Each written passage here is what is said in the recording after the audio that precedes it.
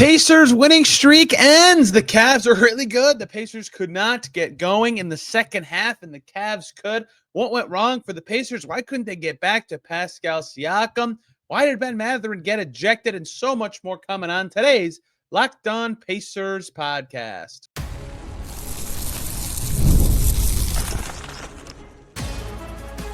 You are Locked On Pacers, your daily Indiana Pacers podcast, part of the Locked On Podcast Network, your team every day. What up, y'all? Happy Wednesday, and welcome into another edition of the Locked On Pacers podcast, where we, of course, talk about the Indiana Pacers. As always, my name's Tony East. I cover the team for Forbes, and today, much to discuss from Pacers. Cavs, a good one that ended not so fun. Cavs winning by 10. It was closer than that for a good part of the game, but not all of it. But the Pacers really were in this for so much of it. In fact, the first, second, and third quarter were played to a dead tie. The first, second, and fourth quarter played to a dead tie. The third quarter is where this one got away from the Pacers. That's where we'll start talking about this game. So much more I want to get to beyond that, including Pascal Siakam's night, where Haliburton's injury stands since he didn't play, so what life looked like without him, Bennedict Mathurin's ejection, getting 3 techs in one game, and so much more from a fun one. Pacers did not embarrass themselves on national TV.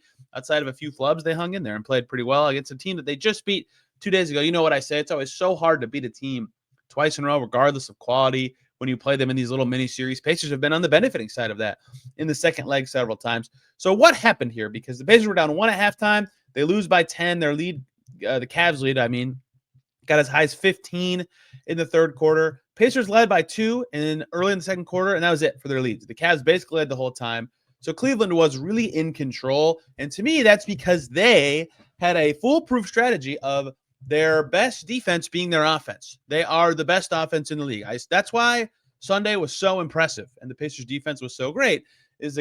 I mentioned this, but to say it again, the Cavs are 2 points per 100 possessions better than anyone else in the league on offense. Their offense is unbelievable. Now 2.1 points per 100 possessions after this game. Currently, the Pacers are 2.1 points per 100 possessions better than like the Spurs and the Hawks and the Timberwolves, right? Like, it's a huge gap of offensive talent to have that big of a gap. That's how good the Cavs are. And in this game, they got back to looking a little bit more like themselves on the offensive end, getting to 127. They weren't even that hot from deep. They were pretty warm, I would say, from the field, making 48% of their shots, but only 34% of their threes. They just did a really good job establishing themselves in the paint, right? After the first game of this mini-series, the thing I said was, yeah, the Cavs missed some open threes that kept their total down, but I think the Pacers did a great job in Cleveland against this Cavs team of preventing the Cavs from getting to the rim and doing any damage in the paint and spraying out from there, which is where they're so good. They have so many good penetrators. Kenny Atkinson's so smart with the way he uses Evan Mobley and Jarrett Allen as inside-out players or cutters, and lots of other players fill in those gaps extremely well. That team's amazing for a reason. The Pacers cut off the rim. They did a good job staying connected on defense, stopping drivers, make it hard. In this game, the Cavs adjusted, and were very good at getting in there. Part of it was Donovan Mitchell being amazing. He was much better in this game, 20-something points in the first quarter of this game. He might have 19 in the first quarter on his way to 35 in total. When he gets that 2-dribble pound it to his right and then that like over his head swim move into the lane before a left-handed shot move going, he's tough to guard, and he had 4 or 5 of those in this game. That really opened up everything. Andrew Nembhard had to stay on him, so Darius Garland got going. Evan Mobley was really efficient. Jarrett Allen was too. Their offense is amazing. The Cavs' offense is amazing. But to me, the thing that got them going was they got to the rim a lot more. 31 free throw attempts in this game. We'll talk more about free throws and reffing later. But Rick Carlisle called out one specific thing that he thought was the difference in this game as being that free throw difference. 9 more attempts for the Cavs, who also, hung in the shot battle, 89-91. That was really tough for the Pacers to overcome. And so the Cavs scored a lot in this game. That's obviously how they won. They scored 127 points. But what I mean by that being their best defense is, here's how this game really changed, is that when the Pacers couldn't score, you'll never believe this, it was against a zone. That was really killing them again in this one. And specifically zones with Evan Mobley at the back of them. Evan Mobley at the 5, when Jarrett Allen was out, it's just such a size, mobile, huge unit that the Cavs can play. And something that's been a problem for the Pacers going against zones is usually when they see it, it's against the Pacers bench, right? Because that group is lighter on shooting. If it's McConnell, Shepherd, Walker, Toppin, Bryant. Thomas Bryant can make threes. Obi Toppin can make threes. Ben Shepherd can make threes. None of those guys are like, oh crap level shooters, though, where you're like flying out to them. And McConnell's a good creator, but doesn't create a crazy volume of threes for those guys. So that group doesn't have enough shooting to really punish zones and make it just impossible for teams to play against them. Ironically, the Pacers' best second half stretch, which was the early fourth quarter when they cut the game back to 5, it was a bench heavy group making threes. They made corner threes, and that got them back into the game and forced the Cavs to rethink some of their zone stuff, right? But that's why teams go zone against the Pacers bench. They're not able to do that against the Pacers starters because the Pacers starters have over 40% shooting from Myles Turner from deep this season. Ben Mathurin's making catch and shoot threes again. But of course, they have Tyrese Haliburton, who is, can create his own threes from anywhere and can create good threes for anyone else at a better level than anyone else on the team, including McConnell. And they still, like the Bucks game was a big story at the end of 2024, that they went zone against the starters and it really disrupted the Pacers. Well, a big thing in this game is, sure, team went bench against Pacers zone. That's great. But Tyrese Haliburton wasn't playing. He was out. We'll talk more about his injury later because great news on that for the Pacers. But he didn't play. And so the Cavs were like, okay, we'll just stay in this against other lineups. And so as the Pacers shot better, they were forced to rethink that and change their plan. But they were able to stay in zone a lot. Synergy is not the best at tracking the exact number of possessions for zone. But like that Bucks game, that was such a big deal, how often the Bucks were in zone that game, right? 16 zone possessions for Milwaukee in that game is their tracked number on Synergy. That's quite a bit, right? If you think about a game having like 90 possessions or so, a little under a fifth. The Cavs in this game per Synergy were in zone for 26 possessions, like almost a quarter of the game. They were in zone. That's remarkable, and it worked really well. I'd have to run through all the possessions to get specific efficiency numbers, but I watched the game. I can tell you the Pacers didn't do great against it, and Evan Mobley at the back is a lethal zone thing for a Cavs team that's just okay on defense, but that really helped them with, when they have Dean Wade out there for size, or LeVert's moving around better on defense this year. Allen's obviously great. Like, they have good defenders on the team. It was a really tough nut to crack for the Pacers when they didn't have the shooting to combat it. And you can say it's great that they made threes really in the second half, 4 for 7 in the third quarter, then 4 for 10 in the fourth quarter. But it's by guys who don't typically make them. First of all, like Thomas Bryant and Obi Toppin and Ben Mathurin were all of the makes in the fourth quarter. Those are fine shooters, but not guys you think of being exceptional from deep. And in the third quarter, it was Mathurin, Toppin, Shepherd, and Bryant. Shepherd, you do expect to be called a shooter. So all this lead up to say how the Pacers stopped the Cavs in the first game was they cut them off at the rim, and how the Cavs adjusted in this game was they did better at the rim, and their zone was awesome. So what happened in this third quarter? Because like I said, the game was an even draw outside of this 38-28 third quarter. The snowball effect of all the things the Cavs were doing well in this game just kept building off of each other. What I mean by that is, and Caitlin Cooper summed this up in a tweet very well, the Cavs will start with them on offense. They would score. Great job, Cavs. You scored. They did that a lot in that quarter. They were 12 for 23 from the field. They made 7 threes on 15 attempts that quarter and only turned it over once, right? They just had a lot of very successful possessions. So they would score or just do something good. Then they'd come back and they could set their defense because they scored. So they would get into that really effective zone, and said zone would stop the Pacers. And so now the Cavs have the ball and they have a rebound. They got 9 defensive rebounds in that quarter, only 1 offensive rebound for the Pacers in that quarter, and it was TJ McConnell. So they would get the rebound and they would have a good possession because of transition or because of speed in the open floor, whatever, to then score again. And guess what? They scored. So they can set up the zone again. And that cycle just continued and continued and continued. And the Pacers couldn't really do anything about it. They call it Cavalanche when the Cavs do this, but their offense was hot in that quarter as well. So that was the stretch that defined the game. It was 74-72 with 7:55 to go in the quarter. And the Cavs subbed in Max Strus and Karis LeVert, and then just went absolutely crazy. Mobley came in. First of all, they scored a lot. So at 7:55 to go, they had that 74 number. With 5:02 to go, they had 85. So they scored 11 points in 2 minutes and 55 seconds. That's very good. That'd be like a 40-point quarter. Mobley came back in for defensive reasons. I'll mark this down for you guys with 5 minutes to go in the quarter. And the Cavs kept scoring. They got to 92 at the 3:14 mark of the quarter. So really in 4 minutes and about 40 seconds, they scored 18 points. Like, it was just a bloodbath. And all of a sudden their lead was 15. It was 92-77 after Mobley hit a 3. But when Mobley came in, the defense was awesome. The Pacers had 77 They got to 77 on an hard shot with 5:12 to go. Mobley came in at the 5-minute mark. The Pacers did not score again until the 3:14 mark, so almost 2 minutes later, and then only scored 10 points or 12 points in the final 5+ minutes of the quarter. So Mobley and that zone were amazing. The Cavs offense in that stretch was amazing. And altogether, that was a theme for the whole game, is those things in tandem worked very well together. And so this Cavs team that has an elite offense and like a pretty good but not awesome defense, ranks 10th in the NBA after this game, was able to have a good defense because they were scoring so well and because the Pacers didn't have the star power. I have two things I want to get to next. Haliburton not playing, what that looked like for the Pacers, what they missed about him, and Siakam's very weird game, continuing a trend for him this season on his shot attempts per half. What is going on there? We will talk about that in the next segment. But before we get to any of that, we need to talk about Hungryroot. When it comes to grocery shopping and meal planning, there's this ongoing problem for many people. They just don't have the time between work, life, trying to eat healthier. There's a constant feeling of being stressed out. You go to the grocery store, you buy things you don't need, then you end up with no time to actually cook. Sticking to your health goals is a struggle too.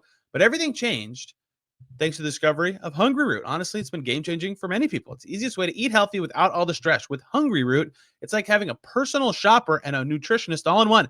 They take care of grocery shopping, recommend meals and groceries based on your taste and health goals, from anti-inflammatory to high-protein to gluten-free options. And the best part, every meal is ready in 15 minutes or less. Quick, healthy meals that actually taste great, all delivered straight to your door. It's a huge time saver. It's made healthy eating so much simpler. You're going to love Hungryroot as much as I do. For a limited time, get 40%, how about that, off your first box and a free item in every box for life. Just go to hungryroot.com/LockedOnNBA and use the code LockedOnNBA. That's hungryroot.com/LockedOnNBA with the code LockedOnNBA to get 40% off your first box and a free item of your choice for life. hungryroot.com/LockedOnNBA, code LockedOnNBA. Do not miss out. Back here on Locked On Pacers, thanks for making us your first listen today and every single day. Make your second listen Locked On Cavs with Danny Cunningham. We talked yesterday on this show, a couple days ago on his show, and I met him. He was in Cambridge for the game. We were chit-chatting afterwards. He does this fun thing where he calls it walk in the court for 94 feet while talking about the game. It's a great idea. Check that out. I'm sure he'll have lots of nice things to say about Donovan Mitchell, who was terrific in this game. The stars, obviously a big story for the Pacers. They have two of them. Normally they had one in this game for half of the game. And this is not an anti-Pascal Siakam thing. What I'm about to talk about is really an anti-Pacers team thing, because I tweeted wondering at halftime, could this be the day Pascal Siakam finally scores 30 points in a game this season? It's so fascinating giving his scoring numbers this year that he hasn't had a 30-point game. He has so many, over half his games in the 20s, very rarely below 15. He's been really consistent right around his average, but he hasn't gotten to 30 yet. He had 21 at halftime of this game, right? This game started off with a terrific Pascal Siakam first half. The Cavs have good post players, good defenders, good guys to put on him, but he was finding ways to score, draw fouls, make them work to him. 5 rebounds, 2 assists, 21 points on 9 for 11 shooting for Siakam in the first half. He made 2 threes. He's spreading guys out. He's drawing attention of other Cavs players. He was amazing in this game. Now, granted, he's going against either Jared Allen or Evan Mobley or Dean Wade, like a lot of good players. Very rarely matched up against someone weaker than that. There was a possession late in the first half where he had Donovan Mitchell on him. Very clear he should have got the ball and didn't. But 21 points the first half. I thought, okay, he's for sure going to score at least 9, right? Second half, he'll get to his first 30-point game of the year. No, he scored 2 points in the second half.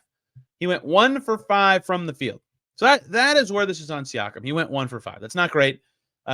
He finishes with 23, 7, and 4, and 1 turnover. He still played a very good game, but only 5 shots after 11 in the first half, where he was quite good. And you look at his second half stats, and he was minus 12 as the Pacers lost the half by 9, and 2 points, 2 rebounds, 2 assists, 1 for 5 in the second half for Siakam, right? So he didn't get going as much. And on one hand, like with Haliburton in that Thunder game, for example, you want the stars to be better if you're watching the game. It's like if he played a little better, found ways to be effective, that'd have been great. I get that the Cavs took him out of it, and the Pacers were outside of that mid-third quarter stretch finding other ways to score. But like he seems like, one, he would do well in the middle of a zone. And I get that they've broken down the zone with Myles Turner in the middle very effectively before, or McConnell splitting it from the top. Lots of ways they figured stuff out. It seems like he'd be a good guy, Siakam, to catch at the free throw line and make something happen. Regardless of my opinions on that specific part of execution, yes, in this specific game, you could point to that and say that was an issue. They should have maybe changed things, gotten him more touches in the second half. I agree with that. That's why I'm saying this. But what I would like to do is zoom out and say this is like a big picture thing for the Pacers this year. Like, potentially, you could go as far as saying problem. Now, they're playing really well right now, so clearly it's not like they're freaking out about, oh, we have to make sure we fix this. But this trend, I've talked about this before, has been a thing all season where the Pacers go away from Siakam in games. In the first half of games this season, Pascal Siakam is taking 8.5 shots per game. In the second half of games, he's taking 6.2, just magically fewer, despite his minutes in second halves being 16 and first halves being 16.9. That's almost identical minutes, and it's 2 fewer shots, right?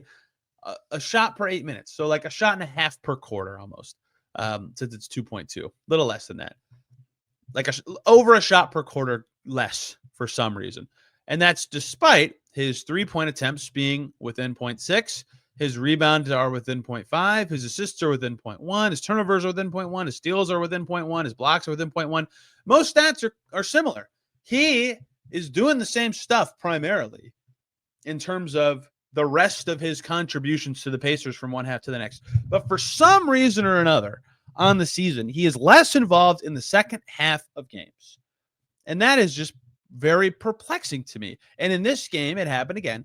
And it's a problem the Pacers have to get to. I asked Rick Carlisle and Siakam about it. And like, of course, there is a part of this. It's like, yeah, we're just trying to get the best shot and blah, blah, blah. And I get that. And I get that the Cavs changed their defensive scheme, and specifically for a scheme that's designed to either have you shoot over it or find a way to, get the ball to certain spots in the court. I get that Siakam's not as valuable in those moments. Like, I don't expect him to have a 21-point half going to get zone the whole time, but they've got to get him something going, and they couldn't. And I thought that was a big part of the Pacers' struggles in that third quarter in particular, is their star player could not get it rolling. And they had to rely on other guys or good shooting efforts to keep up, and they got those. They got 43% from deep in this game, and Ben Mathurin was terrific scoring in the second half, but they needed more from Siakam, and they did not get it from him, and that's been a trend all season. And maybe it's other teams adjusting to him starting games well. Maybe it's that, in crunch time, your ball handlers have the ball just more often. There's a lot of reasons you could say that it goes down. Or you could say that, like, in the second half, you felt the game out more as a team. You have a different rotation out there. You have the right guys out there who have good matchups that you've seen succeed on that. You go to them. Whatever it is, the balance needs to shift slightly more towards second half Pascal Siakam. Shooting 53.5% in the second half this season, 51.4% in first halves. He's not less effective at like anything else. His volume is just less. And I don't really understand why. I mean, I just said some reasons that are like very small. That's not that significant. So they've got to keep him involved. I thought that was very interesting that happened again in this game, and contributing to a season-long trend of like, why is that a thing that's happening with Siakam? Now, he was the star for the Pacers today. In the first half, he was doing great. He looked like a star player, no doubt. They didn't have the other one. No Tyrese Haliburton. First and foremost, Carlisle reveals before the game, very good news. He is out with a groin injury, not a hamstring injury, which made me go, and the hamstring on the back and the groin in the front, that's not how this works. And yes, that was confusing to me at first. I have a PT friend who works in sports for a college, and I wanted to reach out to him. I was like, is this possible? Like, could a team, could it originally be thought it was a hamstring, and then, it's actually a groin? He said, oh yeah, for sure. A lot of groin muscles actually function as hamstring muscles, and they attach at the back of the inner thigh. So that pain can be described as one or the other, when it's really the other one. The adductor magnus is in particular the muscle being discussed here. And so it is totally possible for that to be reported the way it is. And I also totally understand the Pacers being like, yeah, it's his hamstring because that's what he's been injured, but it's his groin. And so that's good news. It's gotten better the last couple days, Carlisle said. So there's a chance he could play sooner. He was doubtful for this game, not outright. All good signs that he's trending the right way. Maybe he plays even sooner. If it's not a hamstring injury, that changes the tenor of that conversation about how long he needs to rest that I said yesterday. If it's not the same thing he heard a bunch last season, right? So that's good news for the Pacers, right? If he could come back sooner, they play Detroit in a couple days. Carlisle said this is just his body talking to him. It was a good thing that he was pulled at halftime on Sunday. And so this is good news, but it's not the hamstring day to day. We'll see about Detroit. I think it's possibly plays in Detroit. But however, they didn't have him. This is their first game of the season without him, right? 40 in a row for Tyrese Haliburton. He does get apparently seems to be hurt in January a lot. Such is life in the NBA. You get to that point in the season. Anyway, they didn't have him for the first time. What changed? They actually did a pretty good job moving the ball. 9 assists for Nembhard, 8 for McConnell as they carved their way to 30 assists. But it's the same thing as last year that I said a lot of the time. Rhett Bauer and I did a podcast about this. I remember last year. Speaking of Rhett, he's going to be on tomorrow. We're going to talk about the trade deadline. They can't generate as many threes without him, both because he can take them. He takes 10 to 12 in a game, and because he creates them. His drives are up recently. He's done a good job getting into the lane and spraying out to shooters. They couldn't generate them. 6 for Ben Mathurin, 22 for the rest of the Pacers roster. A couple guys with 4 or 3. They just couldn't get the same volume. And it's not just the volume. They did make the threes in this game. They were pretty good quality, but like he generates high quality threes, which go in, right? That has always been one of his biggest impacts on the Pacers offense is his ability to generate good shots, and particularly from deep, not only for himself, but for everyone else. And so without him, you saw that change very quickly. And so if the Pacers couldn't really get rocking from their points in the paint numbers, they were okay. Again, like their 3-point shooting, they made 12 of 29, but they only made 12. 54 in the paint's okay, but it's not going to cut it against a team going crazy from inside the arc like the Cavs. So without someone to generate the threes, and Nembhard did a good job distributing. He didn't score very well. Same with McConnell. Without someone to generate those threes, they were largely trying to catch up in ways they're not used to, which is make corner threes against a zone. They did it, but that's not something they typically do all the time. Or find other ways for guys who aren't typically rolling to get going. Nembhard was not making that mid-range shot that he usually does. They just didn't have a lot of other reliable ways to generate efficient offense. So without the paint being as accessible, because Haliburton's a good driver, and without the threes being there at volume, they struggled on a little bit on the offensive end. There just consistency wasn't quite there. There was a lot of this game. I put this up on a Blue Sky post at one point. Cavs would take a lead, Pacers would respond. Cavs would go up 6, Pacers respond. That happened a lot. A lot of Cavs lead, tie game. Cavs lead, tie game. Cavs lead goes to 10 in the second quarter. Game gets tied only in the third quarter. And that pattern can't continue forever. You can't just keep falling behind and hoping to catch up. And that's what happened in the second half. They couldn't catch up because their offense wasn't at a high enough level. And that's credit to the Cavs zone stuff we talked about earlier. But Haliburton being out was a big part of that. So you saw a lot of the loss of him early. If he does not return in Detroit, I think you'll see something similar where they're trying to find ways to get up threes and generate offense. But perhaps he returns. Who knows? Either way, both of the stars were a story in this game. And so was officiating. Amazing. Officiating being a story. My least favorite thing to talk about, but there's a story of the game. We'll get to that and more to close out today's Locked On Pacers. Before we do any of that, though, we need to talk about WayFair after the holiday hustle. There's nothing like giving your home a little TLC. You can declutter, refresh your space. It'll help you get back into a routine, whether you're tidying up, clearing out, or just want to give your space a new look to start the year. WayFair has everything you need, all within your budget. If you're looking for furniture, they have huge selection that makes it easy to find pieces that fit your style and budget. Many people's favorite part, the free and hassle-free delivery, even for larger items. Wayfair's site was so easy for many to navigate. They found everything they need in no time. There's something for every style and every home, no matter the space or budget. Wayfair makes it easy to tackle your New Year's home goals with endless inspiration for every space. Your favorite decor style, you can find those things on Wayfair. Things you love, guess what? They'll be there too. So give your home the refresh it needs with Wayfair. Head to wayfair.com right now. That's WAYFAIR.com. Wayfair, every style, every home. We're back here on Locked On Pacers. Thanks for making us your first listen today and every single day. Your second listen should be Locked On Kings. The Sacramento Kings, not the hockey team, because they joined the Pacers in the losing streak ending department. On Tuesday night, they lost in Milwaukee. That's not why you should listen to Locked On Kings, though. Not because they lost. Matt George does a great job covering them, because the opposite happened. They won 7 in a row under Doug Christie. That's just his second loss today. They've been playing great. What's different? How are they playing better? Keon Ellis is awesome. Matt George will tell you about that and much more over at Locked On Kings. Ben Mathurin got ejected from this game, and I suspect it's possible. That doesn't make sense to say. It's possible to me that he does not play in their next game for a suspension. Ruh-roh. Ben Mathurin did something I don't think I've ever covered in a game before, although it's totally possible. He got 3 technical fouls in a game. I was the pool reporter, so I asked the crew chief, Zach Zarba, about it after the game. He got 3 techs, one for non-unsportsmanlike tech for hanging on the rim when he dunked it and then did a chin-up, which is, by letter of the law, a rule. It's a stupid rule, but it is a tech, whatever. It's a stupid tech, but it is. And then 2 techs in the second half after he fouled Evan Mobley. It was a foul.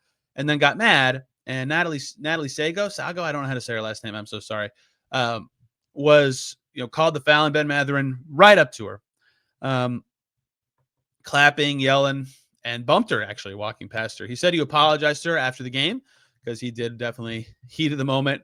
He said the heat of the game got me kind of heated. That's what he said after the game. He was definitely heated, but he blew up in that moment, got a tech, then got tossed, and he bumped the ref and just kept going. So he got 2 techs there. So people were confused, including me at first, how he got 3 techs. Isn't 2 an automatic ejection? That is the conventional thinking. However, thank you, John Hollinger, for pointing this out to me on Blue Sky. He used to be in the Grizzlies front office.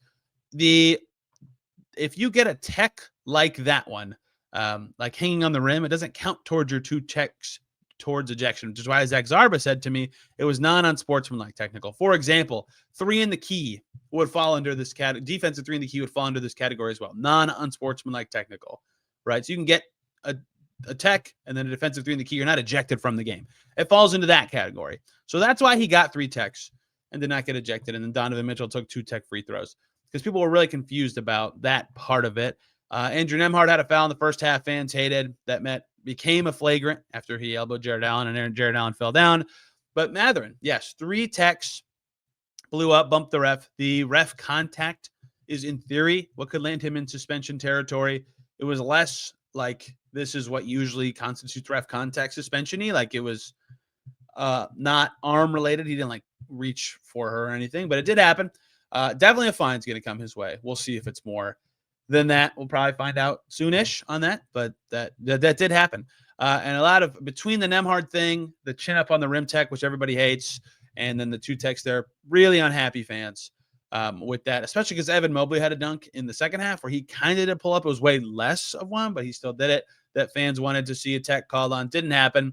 And then, of course, Carlisle says post-game that the free throw difference was a big part of the game. 22 attempts for the Pacers, 31 for the Cavs. The Cavs were doing better getting to the rim, part of that being Haliburton being out. So they deserve a few more free throws. Many people thought that gap should have been much smaller. You can read the pool report if you go to the NBA officials Twitter page, but that is what happened to Ben Mathurin's ejection, and the clarity I think is needed because I did not know that. Well, I did know that, I knew it was a non-sportsmanlike tech, but I, for some reason, just never realized it didn't count towards your actual technical foul total. So that's the real reason that happened. I think both teams were really not happy with the refs. At times in this game, Karis LeVert got ridiculously fouled at one point, and it went uncalled. There were a lot of them like that. Carlisle was debating a call with that ref that Mathurin got into it with at points during the game. So just a lot there, and it certainly became an interesting part of the game. It's not why the Pacers lost, right? It's not worth diving a ton into, but a big factor certainly. And Mathurin got ejected. He was playing quite well, 8 for 12. He made 3 of his 6 threes. He only missed 1, 2. He got really going in the second half of this game, which was huge. This is the second straight game against the Cavs that I've typed something in my notes to the effect of, man, the Pacers need a guard to get going, right? And then the first round, it was every guard at different times. Shepard made 3s. McConnell got going. Mathurin got going. Nembhard was awesome to close. In this game, it was kind of just Mathurin. 15 of his points in the second half. He was much better there, guiding the Pacers to a comeback at times, hitting those 3s, getting into the lane. He was a beast. He was awesome in that stretch. Definitely the Pacers' best second half contributor pre-ejection. So that hurt to lose him for the game. And we'll see if it costs him another game. That could be something to keep an eye out for from this one. Pacers had some balance. They just needed a little more from some guys. But I think the guy that I'll be the most interested in the Pacers' next game is Andrew Nembhard, who went 4 for 12 in this game. Couldn't quite follow up his awesome fourth quarter from the last one. He keeps going to this mid-ranger, and I know he can make it. When he makes it, it looks really pretty, like elbow-ish range. You know what I'm talking about if you watch a lot of games where it's kind of a step back, and he's good at creating space on it. He has not been drilling those this year. 3 to 10 feet, he's been great this season, but 10 to 16 feet, Basketball Reference track jumpers, Andrew Nembhard, 36.4%, long twos, 29.6. Those are going to bounce back. They're going to get higher, but that's still not good. Not good. He needs to hit those more if he's going to take them into volume. He does, because he's very good at finishing at the rim. He just doesn't quite get there all the time. His rim finishing last year was terrific. So I think that Nembhard needs to either start actually knocking those shots down at the rate he's done in past seasons, or get a little more to the rim, because him going 4 for 12 tonight with how often he rightfully had the ball, he was doing good floor general stuff. That hurt. If he was a little bit better, this game could have looked a lot different. Such is life. Losing to the Cavs is fine. It's not a result anyone will look back at as a problem for the Pacers, but just a lot of events in this game. Lots to talk about. The Pacers lose 22-19 at the halfway point. Next week, we'll do a air quotes halfway point podcast. It'll be a good time because they'll be in Paris. So when better to dive in when they don't play 4 or 5 days. Tomorrow on this podcast, Rhett Bauer is going to join us to preview the trade deadline today. Me recording, or this coming out, is January 15th, which means basically everyone in the league who can be traded this season or will be eligible to be traded this season is now eligible to be dealt. So we're going to look ahead to that with Rhett, and then we'll talk Pistons Pacers on Friday. I'll be there. And then, yeah, as things go, if Philly comes to town, we'll talk that one. And then it's time for the trip to Paris. I am not going, but we'll be covering it here on Locked On Pacers like every game. You can find me on Twitter at Tony R. East and this podcast at Locked On Pacers. I'm on Blue Sky at Tony R. East as well. So whatever community you would like to join, that's the best places to do it. Thank you all for listening and watching. We'll see ya tomorrow.